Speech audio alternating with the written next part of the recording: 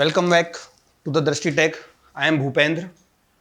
जैसे कि मैंने आपको बताया लास्ट लेक्चर्स में कि आरसीसी है ना, देन ट्रांसपोर्टेशन इंजन, मैंने आपको हाईवेज का थोड़ा सा विस्तृत बताया। मतलब इंट्रोडक्शन में मैंने ट्रांसपोर्टेशन की बात की, थोड़ा सा हिस्टोरिकल डेवलपमेंट भी मैंने बता दिया था आपको उसमें। ठीक है, तो सब्जेक्ट ट्रांसपोर्टेशन के अंदर ही सब्जेक्ट आता है एक हाईवे, जो कि मैंने आप लोगों को बता दिया है कि हाईवे का अपना लेक्चर्स होगा। ठीक है, एक और सब्जेक्ट उसमें आता है जो बहुत इंपॉर्टेंट रोल प्ले करता है, that is railway. That is railway. ये सब्जेक्ट इतना इंपॉर्टेंट है, आपको आपको पता है रेलवे जो है सबसे ज्यादा नौकरियां देता है। गवर्नमेंट सेक्टर की मैं बात करूं तो रेलवे सबसे ज्यादा नौकरियां देता है। ठीक है, तो रेलवे सेक्टर बहुत ज्यादा इंपॉर्टेंट है और बहुत बड़ा नेटवर्क है इंडिया का, है ना। वर्ल्ड का लार्जेस्ट नेटवर्क में से एक है अपना इंडिया का नेटवर्क। ठीक है, रोडवेज में इंडिया थर्ड फोर्थ नंबर पे है, बट रेलवे में इंडिया नंबर 1 पे है। तो मैं इंडिया की बात करूं, इंडिया में रेलवेज में जो डेवलपमेंट हुए हैं, स्टार्टिंग से जो डेवलपमेंट हुए हैं बहुत ज़्यादा हुए। आपको पता है इंडिया एक वास्ट कंट्री है ना, इंडिया वास्ट कंट्री है। तो रेलवे में मैंने ट्रांसपोर्टेशन की ज़्यादा बात मैं इसलिए नहीं करूंगा क्योंकि मैं ऑलरेडी कर चुका हूँ हाईवे के लेक्चर में आप लोगों से। ठीक है, इसमें हम डायरेक्टली रेलवे स्टार्ट करेंगे। ठीक है, तो रेलवे की बात करें तो रेलवे का मतलब क्या है। रेलवे में इसको हिंदी पर बोलते हैं हम लोह पथगामिनी, है ना। रेलवे, रेल का मतलब ट्रेन नहीं होता, ट्रेन अलग चीज़ है। ट्रेन जो चलती है उसको हम बोलते हैं, गाड़ी जो होती है उसको हम बोलते हैं रेलगाड़ी। ट्रेन वो होती है, और रेल जिस पर हम चलाते हैं जो लोहे की, जो अभी आपने स्टील की देखी होगी, लोहे की जो देखते हो आप, कास्ट आयरन की या दूसरे मटेरियल की, मतलब मैग्नीज भी होता है उसमें, है ना। उसके भी कंटेंट अपन देखेंगे। तो रेलवे में सबसे मेन है रेलवेज के बारे में जानना कि रेलवेज में ट्रेन, रेलवे के अंदर जो चीज़ें आती हैं, जैसे बालास्ट आता है, स्लीपर्स आती हैं, रेलवे के गेजेस आते हैं। ठीक है, रेल जिनको हम रेल बोलते हैं उसकी बात करते हैं। ठीक है, तो इतनी सब जानकारियों में आपको जो रेलवे की मैं बात करूं तो रेलवे बहुत ज़्यादा इंपॉर्टेंट रोल प्ले करता है आपके एग्जाम्स पॉइंट ऑफ व्यू से भी। आप ऐसे एग्जाम्स नहीं हैं कि जिसमें रेलवेज का कंटेंट ना पूछा जाता हो। इवन आप व्यापम में भी जाएंगे, सब इंजीनियर्स में भी जाएंगे, एसएससी जेई, आरआरबी जेई, सारे एग्जाम्स में रेलवेज के क्वेश्चंस आते हैं, है ना। मैं ये बिल्कुल नहीं बोल रहा हूँ कि ज़्यादा आते हैं कम आते हैं, बट कंटेंट है 2 to 3 मार्क्स, 4 to 5 मार्क्स, अच्छा खासा कंटेंट होता है। गेट पर ज़्यादा नहीं पूछा जाता है रेलवे, है ना, बट इन पर पूछा जाता है। ठीक है, तो SSC JE, RRB JE, UPPSC, MPPSC, इनमें काफ़ी रेलवे का कंटेंट होता है।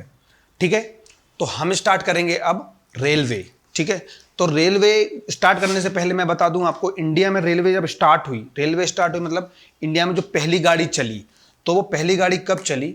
ठीक है, हेडिंग करते हैं रेलवे। ठीक है, इंडिया में पहली जो गाड़ी चली वो चली 16 अप्रैल, ठीक है, 1853। ठीक है, you know about the date 16 April 1853।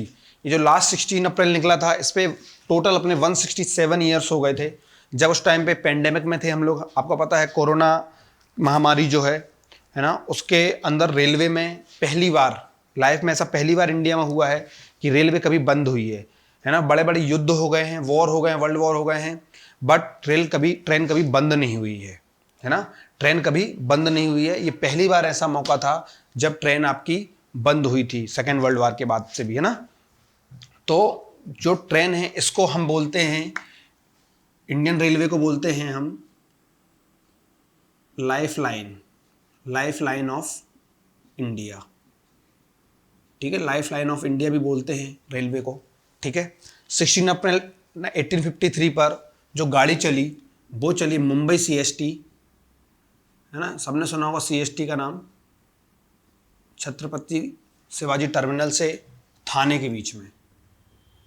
ठीक है, ठाणे के बीच में चली, ये भी मुंबई में ही एक प्लेस है, आप जानते हो। तो ये ट्रेन चली, इसमें टोटल जो पीपल थे 400 पीपल थे। ठीक है, और इसमें 20 कोचेस थे। ठीक है, 20 कोचेस थे। जब ये ट्रेन चली तो उस टाइम पर ये पहली ट्रेन थी, पहली दफ़ा ऐसा हुआ कि इंडिया में जब ट्रेन चली तो पहली ट्रेन, ये क्वेश्चन आ जाए कि पहली ट्रेन कब चली, ऐसा क्वेश्चन आया हुआ है ऑलरेडी। या जीके-जीएस की बात कर लो या रेलवे की बात कर लो, ये क्वेश्चन आया हुआ है 1853 पर 16 अप्रैल डेट याद रखना है, ठीक है। देन लाइन ऑफ इंडिया बोलते हैं, पहली बार ट्रेन कभी ऐसा हुआ है कि ट्रेन पहली बार ही बंद हुई है, वो कोरोना महामारी में ट्रेन पहली बार बंद हुई थी, ठीक है। देन मुंबई सीएसटी से थाने के बीच में, ये जरूरी नहीं है, ये सब याद रखो, इतना नहीं पूछा जाता। ये 3 इंपॉर्टेंट है, मुंबई से थाने के बीच में 16 अप्रैल के बीच में, और लाइफ लाइन ऑफ इंडिया इसको बोलते हैं। 17 किलोमीटर के आसपास, 35 किलोमीटर के आसपास ट्रेन चली थी, 35 किलोमीटर के आसपास, ठीक है। तो ये इन्फॉर्मेशन आपको याद रखनी है रेलवेज के ट्रेन के बारे में, ठीक है। ट्रेन या रेलवे की बात करें, ठीक है। अब बात आती है रेलवे की। अब अपन समझेंगे रेलवे में जो इंपॉर्टेंट रोल प्ले करता है। मैंने ट्रांसपोर्टेशन में सारी चीजें आपको बता दी हैं, अब हम डायरेक्ट इसमें रेलवे देखेंगे, ठीक है। सो सबसे नीचे होता है फॉर्मेशन विड्थ, है ना, ये फॉर्मेशन होता है, ठीक है, इसको बोलते हैं फॉर्मेशन, ठीक है, फॉर्मेशन। इसके ऊपर होता है आपका क्या, स्लीपर, ठीक है, क्या होता है, स्लीपर, ठीक है। इसके ऊपर होता है आपका क्या, गेजेस, ठीक है, ये होते हैं गेजेस।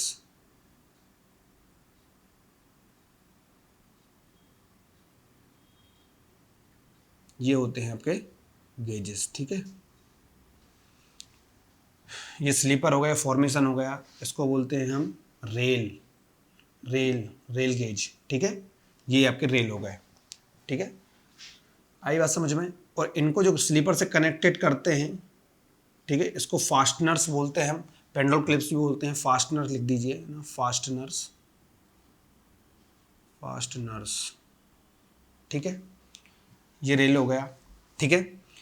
अब यहाँ से इसके बीच की रनिंग फेस में इसके बीच की जो डिस्टेंस होती है, इसको बोलते हैं हम गेज, आई बात समझ में। और यहाँ से, ठीक है, इसके टॉप और इसके बॉटम, इनके बीच में कुछ डिफरेंस होता है, ठीक है, इसको बोलते हैं हम कांट। ये सब चीजें अपन समझेंगे अभी, है ना।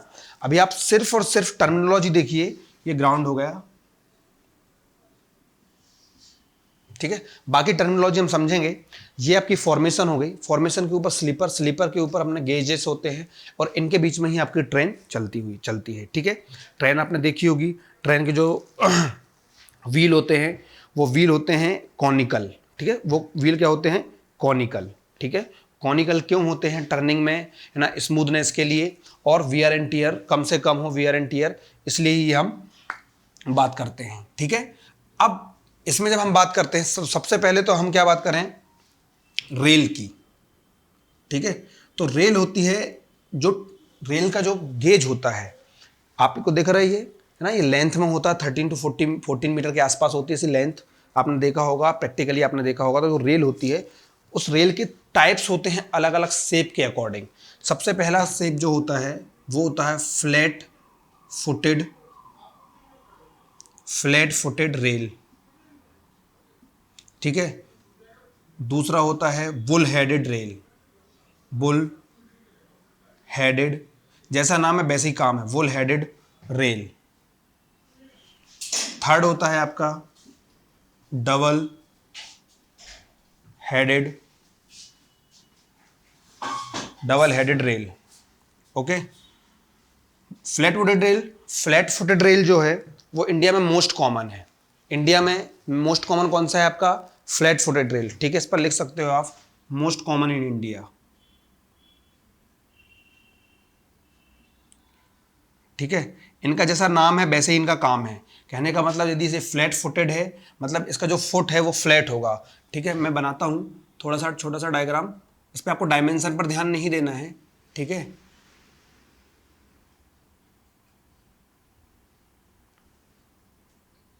ठीक है, ये आप देख सकते हो कि इसका जो शेप है, फुट है, ये फ्लैट फुटेड है, मतलब इसका जो शेप है नीचे वो आपको फ्लैट दिख रहा है, ठीक है, ये फ्लैट फुटेड है। ऐसे ही यदि मैं बुल हेडेड की बात करूं तो बुल हेडेड में ये जो शेप है ये थोड़ा सा और ब्रॉड होके नैरो होता है, ऐसे जाके ये थोड़ा सा यहाँ नैरो होगा और सेम बिल्कुल ऐसे नीचे भी होता है सेम शेप का, ठीक है। थिकनेस थोड़ी कम होती है, ठीक है, थिकनेस थोड़ी कम होती है। इनकी हम बात करेंगे अलग से विस्तृत, flat footed rail, bull headed rail, double headed rail की। अभी सिर्फ और सिर्फ मैं आपको जो क्रॉस सेक्शन एलिमेंट्स हैं, है ना, सारे क्रॉस सेक्शन एलिमेंट्स के बारे में डिस्कस करूंगा, ठीक है। तो सारे क्रॉस सेक्शन एलिमेंट्स में जैसे आपकी बात करें flat footed, bull headed, double headed, double headed में दोनों शेप बिल्कुल इक्वल होते हैं। ये जो शेप है और यहाँ पर जो शेप होगा वो सेम होगा। यहाँ पर ये इसका शेप थोड़ा सा इससे विड्थ कम है, इसकी जो थिकनेस है इससे कम होती है, इसकी जो थिकनेस है इससे ये कम होती है, ठीक है। तो ये बात होती है हमारी रेल की, ठीक है। तो रेल में आपकी flat footed rail, bull headed rail, double headed rail, generally इससे क्वेश्चन यही बनता है सबसे पहले तो कि जो मोस्ट कॉमन इंडिया में कौन सा है, तो मोस्ट कॉमन आपका flat footed rail most common India में है, ठीक है। इंडिया में सबसे मोस्ट कॉमन कौन सा है आपका, फ्लैट फुटेड रेल, ठीक है। रेल की बात करें, रेल के बाद फिर गेज, गेज के बाद कांट, है ना, और फास्टनर्स और स्लीपर्स। तो रेल में इनके जो डायमेंशंस हैं, ठीक है, इनके डायमेंशंस भी पूछ लिए जाते हैं कई बार, इनके जो डायमेंशंस पूछ लिए जाते हैं। जैसे इसका होता है dimension 2 to 3 times of this, है ना, ये रिलेटेड होते हैं। तो इसका होता है 2.1 से 3.2, ठीक है। तो इसका 2 to 3 टाइम्स होता है इसका, ठीक है। तो ये वाला डायमेंशन, तो इसके डायमेंशन की थोड़ी सी जो थिकनेस है वो कम होती है। इनकी विस्तृत जानकारी अपन नेक्स्ट जब भी लेक्चर लगेगा तो रेलवेज में जब हम स्टार्ट करेंगे तो सबसे पहले फ्लैट फुटेड रेल के बारे में आपको बताऊंगा, फिर वुल हेडेड और डबल हेडेड, ठीक है। इनके डायमेंशंस की अपन बात करेंगे। बस अभी सिर्फ आपको इसके शेप पर ध्यान देना है कि फ्लैट फुटेड जो होगा उसका जो फुट है वो फ्लैट होगा, ठीक है। देन बुल हेडेड की बात करेंगे तो वो हेड बुल होगा, बट इसका जो शेप है नीचे वाला, ये शेप थोड़ा सा इसका डाउन हो जाएगा और इसकी विड्थ थोड़ा बढ़ जाएगी। देन डबल हेडेड बिल्कुल सेम, ऊपर भी हेड होगा नीचे भी हेड, आप समझ नहीं सकते, आप उसको अपोजिट भी रखोगे तो भी आप उसको रख सकते हो, ठीक है। तो ये 3 टाइप के जो हेड रेल हैं वो कंस्ट्रक्शन में यूज होती है, ठीक है। तो रेल, अब रेल के बाद आती है बात स्लीपर की, ठीक है, बात आती है नेक्स्ट स्लीपर की, ठीक है। अब स्लीपर की बात आती है, मैंने आपको बताया था लोड का डिस्ट्रीब्यूशन। जो स्लीपर होती है, स्लीपर्स में हम बात करेंगे मटेरियल की, क्योंकि स्लीपर के शेप जो होते हैं सेम होता है, ठीक है। स्लीपर्स के जो शेप होता है वो सेम होता है। तो स्लीपर में जो हम क्लासिफिकेशन करते हैं किसके बेस पर, उसके मटेरियल की बेस पर। तो सबसे पहले जैसे मैं बात करूं, सबसे पहले जैसे कास्ट आयरन, ठीक है, टिम्बर, पहले टिम्बर ही यूज होता था, ठीक है, टिम्बर, ठीक है। टिम्बर के बाद थर्ड है आपका कंक्रीट, ठीक है। ये सब अलग अलग टॉपिक हैं कास्ट आयरन के बारे में। अब कास्ट आयरन की प्रॉपर्टी आपको पता है, स्ट्रॉन्ग होती है, ठीक है। कास्ट आयरन की जो प्रॉपर्टी होती है वो स्ट्रॉन्ग होती है, ठीक है। अब टिम्बर अब जनरली यूज नहीं होता है टिम्बर, क्योंकि टिम्बर की जो लाइफ है वो कम होती है ना, टिम्बर की लाइफ कम होती है। पहले टिम्बर्स बहुत ज़्यादा यूज होते थे, इसकी इलास्टिक प्रॉपर्टी बहुत अच्छी होती है। आज भी यदि मैं बात करूं, जैसे आप रेलवे में जहाँ पर आपको रिक्वायरमेंट होती है नॉचेस वगैरह, है ना, जहाँ पे नॉच होता है ना, जहाँ पर टर्न आउट होता है, टर्न आउट, अभी आप सिर्फ वर्ड याद रखिए, टर्न आउट भी एक अलग से चैप्टर है पूरा रेलवे में, ठीक है। उससे भी मल्टीपल क्वेश्चन बनते हैं, 50 to 100 क्वेश्चन सिर्फ टर्न आउट से बन जाते हैं, ठीक है। तो टर्न आउट में हम टिम्बर यूज़ करते हैं क्योंकि वहाँ पर इलास्टिक प्रॉपर्टी की रिक्वायरमेंट होती है, जर्क आते हैं, इसलिए वहाँ पर भी हम टिम्बर की जो स्लीपर है वहाँ पर यूज़ होती है, ठीक है। देन बात आती है कंक्रीट की। तो कंक्रीट की प्रॉपर्टी तो आपको पता है, ऑलरेडी मैं आरसीसी में बहुत ज़्यादा कंक्रीट के बारे में डिस्कस कर चुका हूँ, है ना। मटेरियल तो वही है कंक्रीट, ठीक है। तो कंक्रीट स्ट्रॉन्ग होता है ना, स्ट्रॉन्ग होता है, ड्यूरेबल होता है, ठीक है। तो ये सब बात हम स्लीपर में करेंगे, ठीक है। तो मटेरियल की बात करें तो कंक्रीट को ऑलरेडी हम डिफाइन कर चुके हैं और आरसीसी में भी, ठीक है। ये हो गई बात स्लीपर की, ठीक है। स्लीपर के बाद फॉर्मेशन की बात, ठीक है। देन फॉर्मेशन, ठीक है। फॉर्मेशन की बात करूं मैं तो फॉर्मेशन में एग्रीगेट यूज होता है। अब कौन सा एग्रीगेट, ग्रेनाइट का एग्रीगेट जनरली यूज होता है। जितना स्ट्रॉन्ग एग्रीगेट होगा उतना अच्छा होगा। स्ट्रॉन्ग के साथ साथ उसका शेप भी इंपॉर्टेंट इसलिए है क्योंकि आप ये कोशिश करोगे कि जो ड्रेनेज हो, है ना, उससे पानी आराम से जल्दी निकल जाए, लोड ट्रांसफर का डिस्ट्रीब्यूशन है वो बहुत अच्छे से हो, है ना। जितना अच्छा लोड डिस्ट्रीब्यूशन होगा या जितना अच्छा ड्रेनेज होगा उसका, उतना आपका स्ट्रॉन्ग फॉर्मेशन होगा, और जितना स्ट्रॉन्ग फॉर्मेशन होगा, है ना, तो उतनी ही आपकी लोड ट्रांसफर मैकेनिज्म अच्छी होगी। ठीक है, तो ये फॉर्मेशन में आपको जो एग्रीगेट है वो स्ट्रॉन्ग होना चाहिए। ठीक है, स्ट्रॉन्ग एग्रीगेट। ये सारे जो टॉपिक हैं ये इनको मैं अभी सिर्फ बेसिक बेसिक चीजें बता रहा हूं। इस सारे डिटेल में यदि मैं अब फ्लैट फुटेड रेल की बात करूं तो फ्लैट फुटेड रेल और ये रेल जो है आपकी एक अलग एक क्लास होगी जिसमें सिर्फ रेल के बारे में हम देखेंगे। ठीक है, फिर ऐसे हम धीरे से एक क्लास में स्लीपर्स के बारे में देखेंगे, स्लीपर डेंसिटी, स्लीपर्स के बारे में सारी चीजें करेंगे, है ना। तो सारे एक एक टॉपिक हैं, तो इसी में आपका पूरा रेलवे इसी में पूरा कवर होता है। ठीक है, देन बात आती है गेज की। तो गेज आप डायग्राम से अच्छा किसी चीज में रिप्रेजेंटेशन नहीं होता, आप समझिए बात को। गेज जो होता है, आप यदि मैं डायरेक्टली आपको बोल देता कि रनिंग फेस की जो, या बात करूं जो internal distance between the gauge rail, आपको गेज बोल दूं तो आपको उतना अच्छा समझ में नहीं आएगा जितना अच्छा देखने में समझ में आएगा कि जो आपकी रेल है ना, तो रेल के बीच की जो डिस्टेंस है, उनके बीच की जो डिस्टेंस है, इंटरनल जो रनिंग फेसेस हैं उनके बीच की डिस्टेंस क्या होगी, आपकी गेज होगी। ठीक है, तो ये बात हो गई गेज की। ठीक है, देन फास्टनर्स। फास्टनर्स सिंपल है, फास्टनर्स जिससे हम ये जो जैसे ये जो स्लीपर है, ठीक है, स्लीपर है, और स्लीपर के ऊपर जो आपने क्या रखा है, ये रेल। ठीक है, अब रेल से इसको कनेक्ट करना पड़ेगा, तो ये इसको पेंडोल क्लिप्स से कनेक्ट करते हैं, ये फास्टनर्स हैं। तो रेलवे में नंबर ऑफ फास्टनर्स यूज होती हैं, है ना, अलग अलग फास्टनर्स यूज होती हैं। रेल से रेल को कनेक्ट भी करोगे, है ना, बहुत सारी फास्टनर्स होती हैं, तो इसको पेंडोल क्लिप्स बोलते हैं। तो ये पेंडोल क्लिप्स क्या कर रही है, आपको स्लीपर से रेल को अटैच कर रही है, जोड़ रही है। ठीक है, सिर्फ इसका इतना काम है। अब एक में आप देख सकते हो कांट। तो कांट क्या होता है, सिंपल वे में आपको बताऊं तो जब आप रेल में ट्रेन में होते हो तो ट्रेन भी जिस सरफेस पर या जिस रेल पर रखी होती तो उनका दोनों के बीच में जो डिस्टेंस तो होती है, बट दोनों का जो difference of head in the sense कहना चाहिए कि ग्रेडियंट जो है वो अलग अलग होता है। ये वाली रेल और इसके जस्ट ऐसे हॉरिजॉन्टली नहीं होता है, इनके बीच में डिफरेंस होता है। ठीक है, तो इसका टॉप और इसका टॉप के बीच की जो डिस्टेंस है ना, इस रेल का टॉप दिख रहा है आपको, इस रेल का टॉप, इन दोनों रेल के जो टॉप के बीच की डिस्टेंस है उसको आप क्या बोलते हो, कांट। अब आप बोलोगे सर आप कांट अलग से, तो कांट का भी ऐसा ही है कि कांट डेफिशिएंसी, फिर रेलवे ऑफ इंडिया ने कांट कितना दिया है ना, फिर स्टैंडर्ड कांट कितना होता है, तो इस पर भी पूरी एक क्लास आपकी लगेगी कांट। तो कांट से भी क्वेश्चन आते हैं, कई बार क्या होता है जैसे डायरेक्टली पूछ देता कि as per Indian standard can't कितना होगा, फिर वो भी डिपेंडेंट है। आप ये समझिए कि जैसे ट्रेन होती है, ट्रेन की स्पीड पर डिपेंड करता है कि कितनी स्पीड होगी, कांट उतना होगा। जैसे 120 kmph, है ना, ऐसी अलग अलग स्पीड्स के लिए कांट अलग अलग होता है। तो ब्रॉड और बास्ट है आपका ये जो सिलेबस है, बट आपको जो मेन जो पॉइंट है वो आपको याद रखने हैं। जैसे अभी मैंने सिर्फ और सिर्फ आपको फॉर्मेशन के बारे में पूरी चीज़ें सिर्फ क्रॉस सेक्शन एलिमेंट्स दिखाए कि आपको सिर्फ ये जानकारी हो जाए कि इसमें अलग अलग शेप के गेजेस होते हैं, अलग अलग शेप के आपकी रेल होती हैं, अलग अलग शेप के आपके फॉर्मेशन विड्थ होते हैं, फॉर्मेशन होते हैं, मटेरियल यूज होता है, स्लीपर्स अलग अलग मटेरियल्स के होते हैं। ठीक है, अब मैं बात करूंगा गेज की। ठीक है, गेज भी अलग अलग होते हैं। जैसे मैं इंडिया की बात करूं तो इंडिया में सबसे मोस्ट कॉमन है ब्रॉड गेज। ठीक है, इंडिया में सबसे ज़्यादा मोस्ट कॉमन है ब्रॉड गेज, जो ब्रॉड गेज यूज होता है ना। गेज डिपेंड करता है कि रेल के बीच की डिस्टेंस पे, इसको डिवाइड किया है रेल के बीच की डिस्टेंस से। ठीक है, ये जो आपको रेल दिख रहे हैं, ठीक है, इन रेल के बीच में कुछ डिस्टेंस होगी। ठीक है, जैसे मैं बात करूं ब्रॉड गेज, ब्रॉड मतलब नाम से ही ब्रॉड है, तो ब्रॉड मतलब ज़्यादा डिस्टेंस, उनके बीच में बहुत ज़्यादा डिस्टेंस है ना। तो ऐसे डिपेंडेंट अलग अलग गेजेस हैं जिसपे ये चीज़ें डिपेंड करती हैं।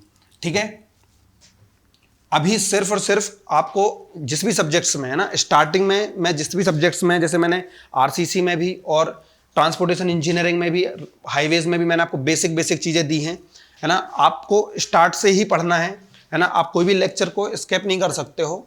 ठीक है, आप लेक्चर जो भी प्रेफर कर रहे हैं, चाहे अभिषेक सर के कर रहे हो या आप गजेंद्र सर के लेक्चर प्रेफर कर रहे हो, तो आप एक एक लेक्चर को देखिए, सारे सीक्वेंशियल हैं और सारे एक दूसरे से रिलेटेड हैं, है ना। आप स्किप मत कीजिए। आप सबसे पहले जैसे फर्स्ट लेक्चर देखो, देन फॉलो सेकंड लेक्चर कीजिए। ऐसा नहीं कि आप सेकंड डायरेक्टली आप सेकंड देखते हैं तो आपको समझ में नहीं आएगा कि ये चीज़ें ली कहाँ से गई हैं, क्योंकि सब्जेक्ट पूरा रिलेटेड है। ठीक है, तो ये gauge, cant, fasteners, sleepers, formation. ठीक है, अब बात कर रहा था मैं आप लोगों से गेज की। ठीक है। तो गेज में सबसे जो इंडिया में यूज होता है मेनली वो होता है ब्रॉड गेज, ठीक है, ब्रॉड गेज। अभी मैं पूरा लिख रहा हूँ, आने वाले लेक्चर में हम सिर्फ इसको वीजी लिखेंगे तो आप लोग समझ जाओगे, ठीक है। ये ब्रॉड गेज, तो इसमें होता है गेज के बीच की जो डिस्टेंस होती है 1.76 मीटर, ठीक है। देन होता है इसमें आप लिख लीजिए most common in India, most common in India, ऐसे क्वेश्चंस आते हैं, है ना, कि इंडिया में मोस्ट कॉमन कौन सा है, और आया हुआ है पहले भी ब्रॉड गेज। देन आता है आपका मीटर गेज, ठीक है, मीटर गेज ना, इसको mg, ठीक है, इनका होता है 1 मीटर, ठीक है। ये भी इंडिया में यूज होते हैं बट ज़्यादा कॉमन अब नहीं है, पहले थे, ठीक है। देन है आपका नैरो गेज, ठीक है, नैरो गेज, नैरो गेज जो होता है आपका 0.76 मीटर, ठीक है। इसके बाद भी एक गेज होता है जिसको बोलते हैं हम स्टैंडर्ड गेज, स्टैंडर्ड गेज, ठीक है। ये इंडिया में कॉमन नहीं है, ये बाहर कॉमन है, ठीक है, 1.43 मीटर।